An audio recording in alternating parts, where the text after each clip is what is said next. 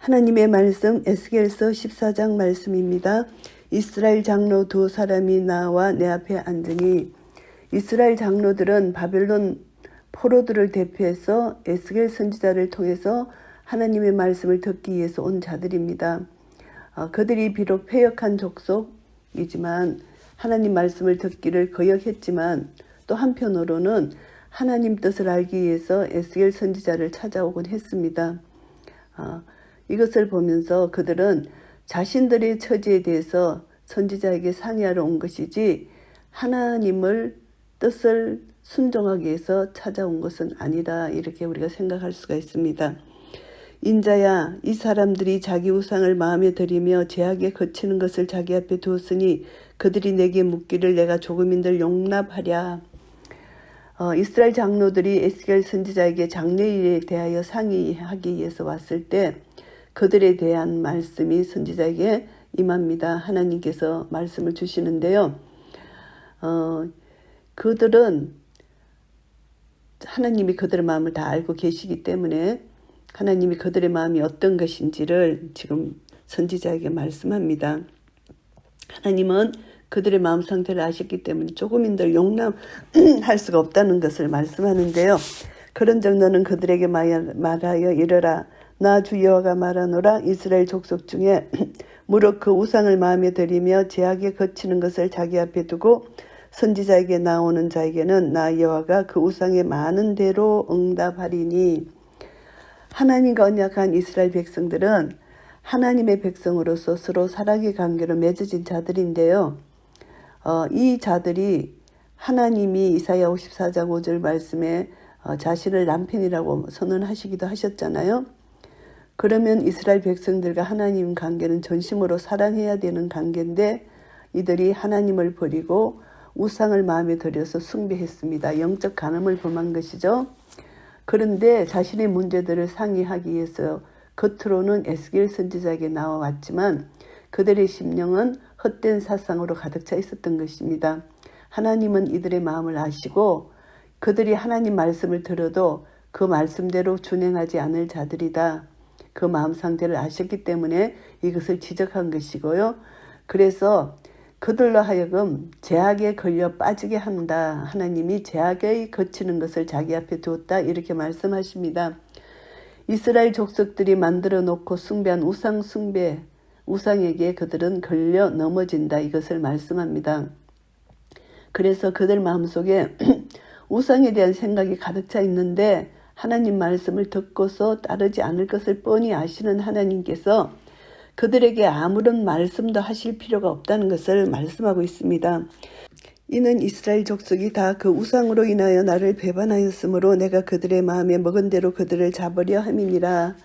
그들의 마음에 먹은 대로 이스라엘 백성들은 마음에 우상을 들임으로 하나님을 배반했습니다. 그래서 하나님은 이스라엘 백성들을 그들의 마음을 통하여 사로잡으려 한다는 것, 심판을 받게 하려 하신다는 것입니다. 하나님은 그 심판을 통해서 이스라엘 백성들의 마음에 사로잡혀 있는 이스라엘 백성들의 불의를 폭로하시고 그들을 사로잡으려 하신다, 이 말씀입니다. 불의를 가지고 있음에도 불구하고 하나님은 그들에게 응답하시지 아니하십니다. 그 하나님의 응답은 불의를 드러내시는 응답이다. 하나님의 공의를 통해 그들을 사로잡으시려는 것이라는 것을 말씀하고요. 그런즉 너는 이스라엘 족속에게 이르기를 주 여호와의 말씀에 너희는 마음을 돌이켜 우상을 떠나고 얼굴을 돌이켜 모든 가증한 것을 떠나라. 하나님께서는 우상 숭배하는 이스라엘 족속들을 징벌하시리라고 언급하셨습니다. 그런데 우상 숭배에서 돌이킬 것을 촉구하고 계십니다. 공의로 죄인을 징벌하시는 공의의 하나님을 드러낸과 동시에 한편으로는 죄인들이 회개하고 돌아와 구원받게 하시고자 하는 사랑의 하나님이 여기서 나타나는 것입니다. 그래서 베드로후서 3장 9절 말씀에 보시면은 주의 약속은 어떤 이의 더디다고 생각하는 것 같이 더딘 것이 아니라 오직 너희를 대하여 오래 참으사 아무도 멸망치 않고 다 회개하기에 이르기를 원하시느니라. 이 하나님의 마음을 여기서 볼 수가 있고요. 이스라엘 족속과 이스라엘 가운데 우가는 외인 중에 물은 나를 떠나고 자기 우상을 마음에 들이며 제약에 거치는 것을 자기 마음에 자기 앞에 두고 자기를 위하여 내게 묻고자 하여 선지자에게 나오는 자에게는 나 여호와가 친히 응답하여 하나님께 선택받지 못하고 언약에서 제외된 이방인들을 가리킵니다. 나그네로 번역되기도 하는데요. 이방인이기는 한데 이스라엘 족속 가운데로 들어와서 개종한 자들, 하나님 말씀에 따라 할례를 받고 영적 이스라엘 족속이 된 자들을 여기서 가리킵니다. 그래서 하나님은 혈통적인 이스라엘 백성과 동등하게 이들을 책망하시고 회개케 하시는 것입니다. 그래서 단순히 혈통적인 이스라엘 백성이 하나님만이 아니라 온 우주의 하나님으로서 모든 사람들이 구원받기를 원하고 계신다는 것을 알 수가 있습니다. 그래서 신약시대 복음시대에서는 예수 그리스도를 통하여 온 인류가 구원받기를 원하시는 하나님의 마음이 나타나는 것입니다. 그 사람을 대적하여 그들로 놀라움과 감개와 속담거리가 되게 하여 내 백성 가운데서 끊으리니 너희가 나를 여호와인 줄 알리라. 감개, 이것은 신호, 깃발, 표시 등을 뜻합니다. 우상을 숭배하면서 하나님께 나오는 자들을 징벌하심으로 그들을 타인의 경고의 표시로 삼으시겠다는 그런 뜻을 말씀합니다. 속담거리, 하나님께서는 우상을 받아들이고서도 하나님께 나오는 자들을 징벌하심으로써 이와 같은 부류의 사람들에게 이제 하나님의 심판이 어떤 것이라는 것을 보여주는 것이죠. 그래서 내 백성 가운데 끊는다는 것은 이스라엘 백성들은 하나님의 언약 백성입니다. 그런데 그들 가운데 임재하시고 하나님께서 다스리시고 하나님 백성으로서 보호와 축복을 받고 하나님의 뜻을 이루기 위해서 쓰임받는 자들인데 이들이 하나님 언약을 통해서 유기체적인 공동체를 이루고 살아야 되는데 그들 마음에 우상을 받아들이고 하나님 앞에 거짓되이 나왔습니다. 그래서 하나님은 그들을 공동체에서 제외시키셔서 하나님의 은혜와 복을 상실하게 하신다. 이것을 경고하는 메시지고요. 만일 선지자가 유혹을 받고 말을 하면 나 여호와가 그 선지자로 유혹을 받게 하였음이오니와 내가 손을 펴서 내 백성 이스라엘 가운데서 그를 멸할 것이라. 거짓 선지자들이 우상 숭배자들의 질의에 응할 경우 하나님은 그들을 징벌하신다는 뜻입니다. 하나님께 돌아오기를 거부하며 여전히 거짓된 성품 가운데 있는 자들에 대해서 하나님은 계속 그 악함 속에 거하도록 허락하시고 결국에는 그들의 제약에 따라 징벌하시는 것이고요. 상실한 마음대로 내버려 두신다. 로마서 1장에서 말씀해 주셨잖아요. 하나님의 허락이 없으면 아무리 악한 자라도 악한 말을 할 수 없다. 이것은 하나님이 그들의 악을 부추기는 것이 아니라 그들을 그대로 내버려 두신다는 이런 뜻입니다. 그래서 세상의 모든 악한 것들은 거짓의 합이 사탄으로부터 결국 나오는 것을 우리가 알 수가 있습니다. 선지자의 제약과 그에게 묻는 자의 제약이 같은즉 각각 자기의 제약을 담당하리니 우상 숭배자의 제약은 그들이 하나님을 떠나 잘못된 길로 가고 있다는 점에서 이제 거짓 선지자와 우상 숭배자의 제약은 동일한 것입니다. 그래서 하나님께서 이들에 대해서 심판하시는데 이 심판은 두 가지 뜻을 가집니다. 하나님의 백성인 이스라엘 족속으로 하여금 잘못된 길을 가는 것을 막아주는 것이고요. 또 하나는 이스라엘 족속으로 하여금 하나님과 올바른 관계를 회복하고 유지할 수 있도록 해주는 것입니다. 이는 이스라엘 족속으로 다시는 미혹하여 나를 떠나지 않게 하며 다시는 모든 범죄함으로 스스로 더럽히지 않게 하여 그들로 내 백성을 삼고 나는 그들의 하나님이 되려 함이니라. 나 주 여호와의 말이니라 하셨다 하라. 하나님께서 이스라엘 족속들을 근본적으로 선택하시고 구원하신 목적 중에 하나입니다. 하나님의 아버지시고 이스라엘은 하나님의 백성이 되는 것이죠. 여호와의 말씀이 또 내게 임하여 가라사대 인자야 가령 어느 나라가 불법하여 내게 범죄함으로 내가 손을 그 위에 펴서 그 의뢰하는 양식을 끊어 기근을 내려서 사람과 짐승을 그 나라에서 끊는다 하자. 하나님께서 율법을 어기는 자들을 이제 불법하는 자들을 하나님의 손을 펴신다. 심판의 권능이 손입니다. 그래서 불법을 행하는 자에게 권능의 심판을 행하실 것이라는 것을 말씀합니다.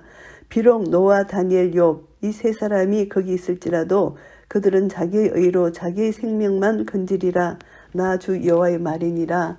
하나님이 심판하시는데 그때 타락한 세대에서 의로움을 지켰던 이런 환난 가운데서도 의로움을 지킨 인물들, 이것을 여기서 노아, 다니엘, 욥을 이렇게 언급하십니다. 그런데 그들도 하나님 앞에서 구원은 각 개인에 따라 구원을 주신다는 것을 말씀하시고, 각 사람의 영혼은 하나님 앞에서 근본 하나님 형상대로 지음받았기 때문에 그들이 범죄하면은 독립된 개체로서 각자 한 사람 한 사람 하나님이 심판을 하신다. 그래서 타락한 세대, 환난 가운데서 의로움을 지킨 그 사람들이 나타나서 중보기도 할지라도 하나님은 그들만 구원을 얻게 되고 그들이 다른 사람을 위해서 구원해 줄 수 있는 중보자는 될 수 없다. 이것을 강력하게 말씀하시는 것이고요. 가령 내가 사나운 짐승으로 그 땅에 통행하여 적막게 하며 항목게 하여 사람으로 그 짐승을 인하여 능히 통행하지 못하게 한다 하자. 악한 짐승, 이 악한 짐승을 이스라엘 가운데 보내시는 것은 그들을 심판하시기 위한 것입니다. 비록 이 세 사람이 거기 있을지라도 나의 삶을 두고 맹세하노니 그들은 자녀도 건지지 못하고 자기만 건지겠고 그 땅은 항마하리라. 나 주 여호와의 말이니라. 가나안 땅이 하나님의 약속된 축복의 기업으로서 그 풍성한 결실을 나타내지 못하고 폐허로 변하게 된다는 것을 가리킵니다. 가령 내가 칼로 그 땅에 임하게 하고 명하기를 칼아 이 땅에 통행하라 하여 사람과 짐승을 거기서 끊는다 하자. 칼이 이제 가나안 땅에 하나님의 심판을 의미하는 것이죠. 그 백성을 사륙할 바벨론 군대의 칼을 가리킵니다. 하나님 뜻대로 주관하시는 것이죠. 하나님의 심판입니다. 그래서 비록 이 세 사람이 거기 있을지라도 나의 삶을 두고 맹세하노니 그들은 자녀도 건지지 못하고 자기만 건지리라. 나 주 여호와의 말이니라. 하나님의 심판의 확실성을 여기서 다시 말씀합니다. 아무리 의인이 나타나서 중보기도 해도 이스라엘 유다의 심판은 하나님이 정하신 것이다. 강력하게 선포하는 메시지이고요. 가령 내가 그 땅에 온역을 내려 죽임으로 내 분을 그에 쏟아 사람과 짐승을 거기서 끊는다 하자. 비록 노아 다니엘 욥이 거기 있을지라도 나의 삶을 두고 맹세하노니 그들은 자녀도 건지지 못하고 자기 의로 자기 생명만 건지리라. 나 주 여호와의 말이니라. 하나님께서 노아 다니엘 욥이라는 의인이 나타나서 중보기도를 할지라도 사나운 짐승 칼 온역 앞에 자기만 구원을 받지 다른 어떤 가족도 건질 수가 없다. 심판의 당위성을 확실히 강조하는 그런 말씀이고요. 주 여호와께서 가라사대 내가 나의 네 가지 중한벌 곧 칼과 기근과 사나운 짐승과 온역을 예루살렘에 함께 내려 사람과 짐승을 그 중에서 끊으리니 그 해가 더욱 심하지 않겠느냐. 하나님께서 이제 심판을 하신다는 것을 확실하게 더욱더 말씀하십니다. 그러나 그 가운데 면하는 자가 남아있어 끌려 나오리니 곧 자녀들이라. 그들이 너희에게로 나오리니 너희가 그 행동과 소위를 보면 내가 예루살렘에 내린 재앙 곧 그 내린 모든 일에 대하여 너희가 위로를 받을 것이라.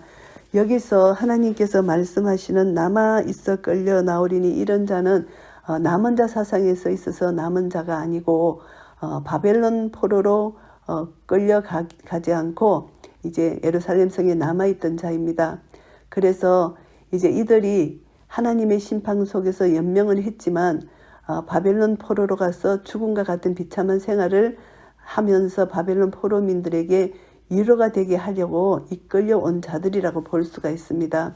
그래서 이들은 예루살렘에 남아있는 자가 그들은 곧 구원을 받을 것이다 생각했잖아요. 바벨론 포로에 끌려온 자들이. 그러니까 그 자들의 오해를 하나님께서 이들을 통해서 보여주시고 그들에게 확실한 하나님의 심판, 완악하고 강팍한 그들의 마음을 하나님께서 다시 한번 책망하시고 이들도 역시 하나님의 심판을 받는다. 이것을 보여주시는 것이라는 것이죠.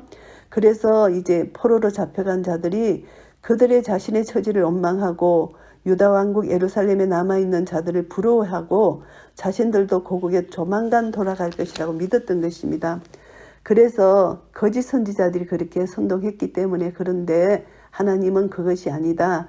너희들 생각과는 달리 그곳의 거민들이 제약으로 곧 멸망될 것을 예언하시면서 바벨론 포로들에게 이들을 보여주시면서 이들도 이렇게 심판을 받는다. 이것을 보여주시는 것이라고 볼 수가 있습니다. 그래서 바벨론 포로들은 예루살렘 성읍이 함락된 후에 그곳에서 포로되어 오는 자들의 행동과 소유를 보고 과연 그들이 징벌을 받아서 마땅한 죄인들임을 인정하고 자신들의 처지에 대해서 스스로 위로를 받게 될 것이라는 것입니다. 너희가 그 행동과 소유를 볼 때에 그들로 인하여 위로를 받고 내가 예루살렘에서 행한 모든 일이 무고히 한 것이 아닌 줄을 알리라. 나 주 여호와의 말이니라. 이스라엘 족속들이 재앙을 받는 것은 까닭없는 것이 아니라는 것입니다. 그들의 죄에 대한 하나님의 공의 심판으로 인한 것인데요. 이제 이스라엘 족속이 재앙을 받아서 진멸되는 것이 그들의 죄악이라는 것을 깨닫게 해주시고 하나님은 의로우신 분이시다.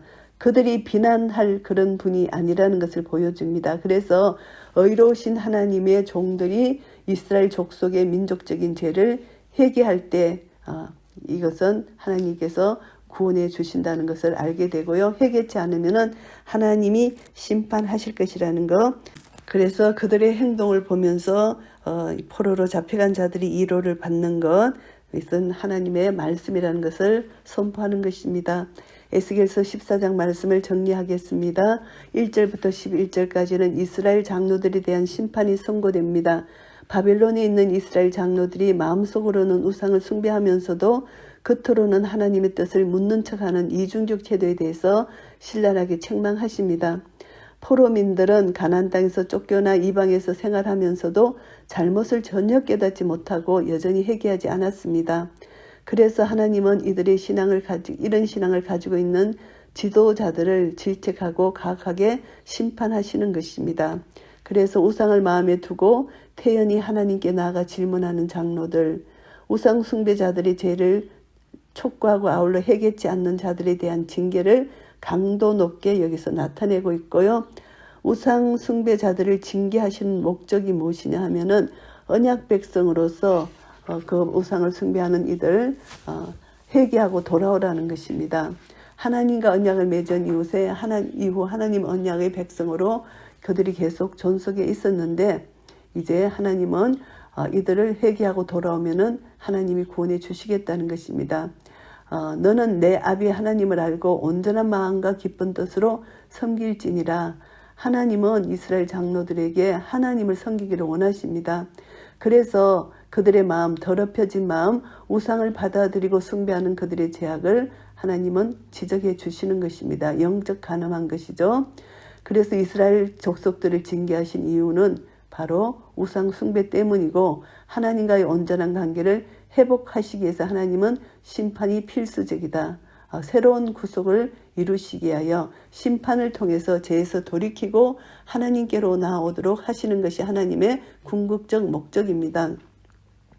12절부터 23절까지는 이제 하나님께서 예루살렘 멸망에 대해서 경고를 에스겔 선지자에게 주셨잖아요. 그래서 택한 백성이 거짓과 우상으로 더럽혀지고 하나님의 이름을 모욕하는 모습을 보시면서 징계를 하실 수밖에 없다는 것을 말씀합니다. 그런데 이 징계, 심판이 너무나 참혹하다는 것을 거듭 강조하는 것입니다. 하나님의 거룩하신 속성으로 공의 심판을 하실 수밖에 없다는 것입니다. 그래서 범죄한 자들이 기근으로, 사나운 짐승으로, 칼로, 온역으로 하나님은 철저하게 심판하신다는 것을 구체적으로 말씀하십니다. 세상의 중보자들을 통해서도 결코 이 죄악이 용서받지 못한다는 것을 말씀합니다. 의로운 자 세 사람, 노아, 다니엘, 욥 이 세 사람을 뽑았습니다. 이들이 중보할지라도 하나님은 그 중보를 받으실 수가 없다.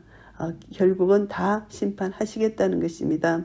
그래서 하나님은 자비로우시고 은혜로우시고 긍휼이 풍성하신 분이시지만 의인의 중보기도를 연락하시는 분이시지만 이스라엘 백성들이 너무나 죄가 강하기 때문에 하나님은 공의의 심판을 하시지 아니할 수가 없다는 것입니다. 이들의 죄의 문제를 해결하셔야 된다는 것입니다.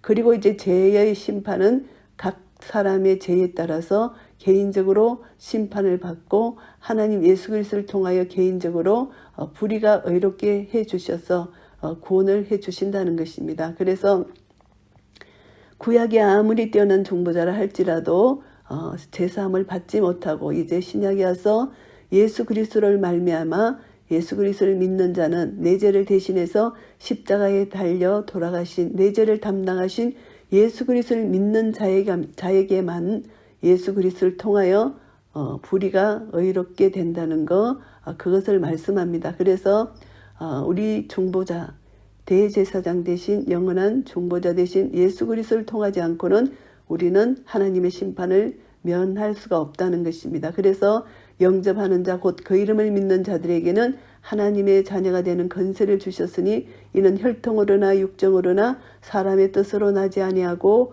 오직 하나님께로서 난 자들이니라.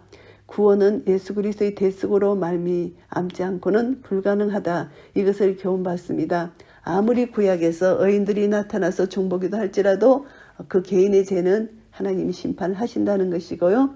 신약에 와서 예수 그리스도로 말미암아 하나님의 공의가 예수님의 십자가에서 완성되었고 하나님의 사랑이 십자가에서 완성되었기 때문에 우리는 스스로 구원받을 수 없고 어떤 중보자도 없습니다. 오직 예수 그리스도만이 우리의 중보자시고 예수 그리스도만이 우리의 구원자가 되십니다. 그래서 예수 그리스도를 나의 구주로 영접한 자에게는 모든 불의 죄가 속량받고 의롭다 칭해 주시고 믿음으로 의롭게 된 자에게 하나님은 영생 복락을 주신다고 약속해 주셨습니다. 그래서 이 약속을 받은 자는 이 땅에 살아가는 동안 예수 그리스도를 믿고 의지하고 믿음으로 날마다 한 걸음 한 걸음 말씀에 순종할 때 우리가 하나님과의 관계 속에서 예수 그리스도를 통하여 사랑의 관계로 맺어졌습니다. 이 사랑의 관계 속에서 우리는 주님의 사랑 넓이 길이 높이 길이를 점점 깨달아 알게 되고 이 사랑의 관계 속에 점점 하나님의 풍성하심으로 예수 그리스도의 말씀으로 충만해서 우리는 충만한 주님의 말씀을 따라 나아갈 때 주님과 날마다 사랑의 교제를 나누고 하나님 나라 의와 평강과 희락을 누리게 될 것입니다. 이런 은혜가 우리 모두에게 있으시기를 예수 그리스도 이름으로 축복합니다. 아멘.